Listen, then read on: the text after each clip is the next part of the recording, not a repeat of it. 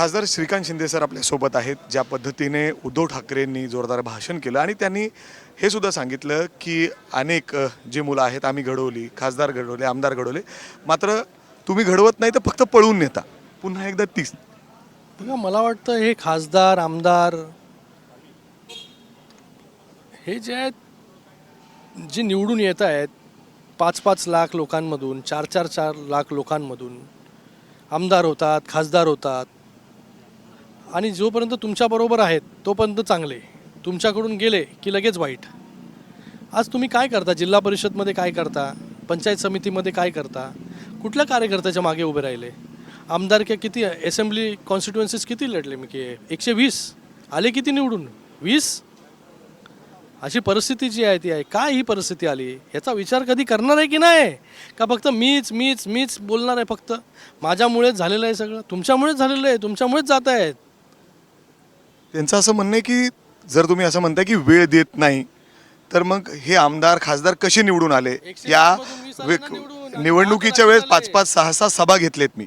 अरे 120 मधून 20 आले आणि ते 10 जे आहेत, हे 10 जे आहेत, हे जे थोडेफार उकले आमचे त्याच्यामुळे. नाही तर शिवसेनेचे 70 आले असते, 60-80 पैकी, आणि यांचे 10च आले असते. तुम्हाला कळतंय का? लोक बाय तुमच्याबरोबर नाही आहेत. लोक तुम्हाला जे आहे त्या ठिकाणी जे तुम्ही आयडियोलॉजी स्वीकारलेली आहे काँग्रेसची, त्याच्यामुळे लोकांनी जे आहे तुम्हाला अशा परिस्थितीमध्ये आणलं आहे.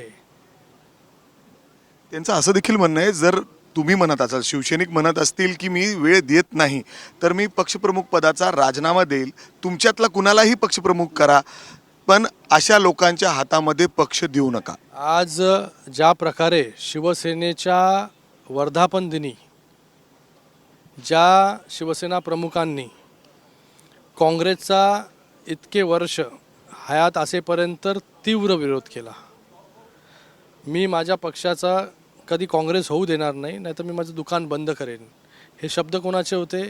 बाळासाहेब ठाकरे यांचे. आज त्यांचा मुलगा काय करतोय, काय करतायत? त्यांचा पूर्ण या 60व्या फाउंडेशन डे निमित्त, म्हणजे वर्धापन दिन, 60 वर्ष झाले शिवसेनेला. आज शिवसेनेच्या वर्धापन दिनानिमित्त काँग्रेसचं गुणगान जे आहे हे त्या ठिकाणी शिवसैनिकाला जे आहे ते ऐकावं लागलं. ज्या काँग्रेसनी बाळासाहेब ठाकरेंचं मताचा अधिकार काढून घेतला, ज्या काँग्रेसनी शिवसेना फोडण्याचं काम केलं, ज्या काँग्रेसनी कित्येक शिवसैनिकांचं आयुष्य त्यांना जेलमध्ये टाकण्याचं काम केलं, आज त्या काँग्रेस तुम्हाला जवळची वाटायला लागली.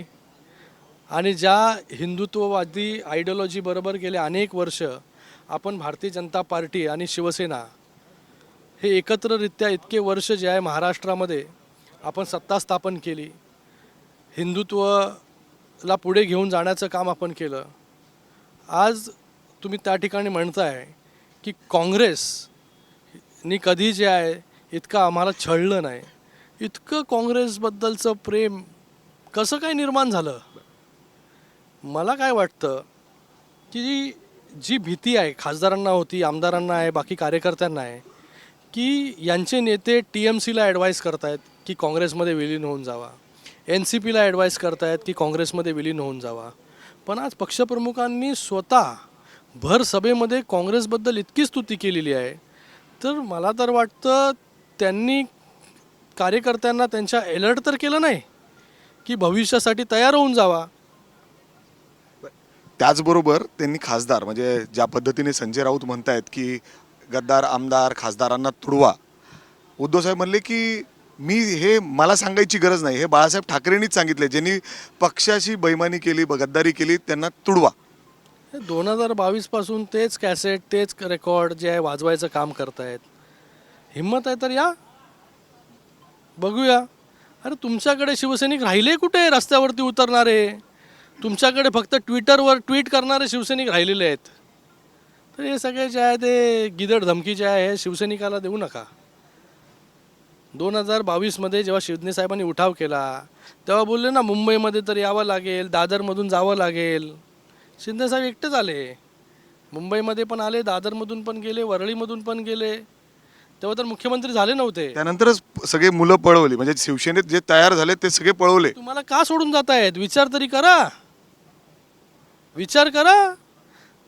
आज असं देखील म्हणलेत की मोदी कडे लक्ष तरी द्या, काय पाहिजे त्याला, काय नको, काय त्रास होतोय. कोण तुमच्याकडे येऊन हे सगळं खंत व्यक्त करतात. सगळेच खंत व्यक्त करतात. तुम्ही जर विचारलं प्रत्येकाला, आज पण जे राहिलेत त्यांना पण जर विचारलं तरी ते तुम्हाला सांगतील.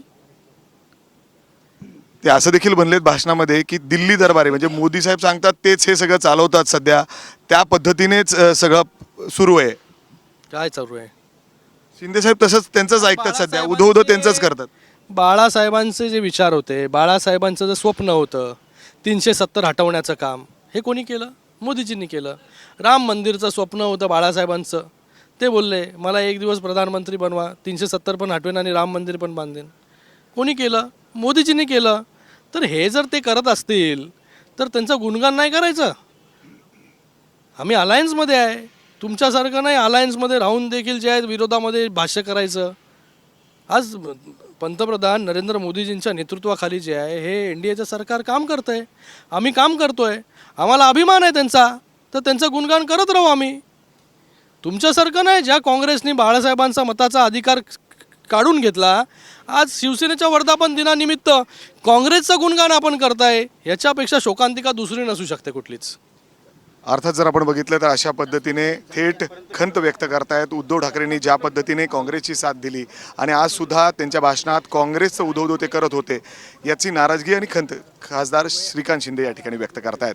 कॅमेरामन अमोल गवाळेसह मी मिकी घई, ABP माझा, मुंबई.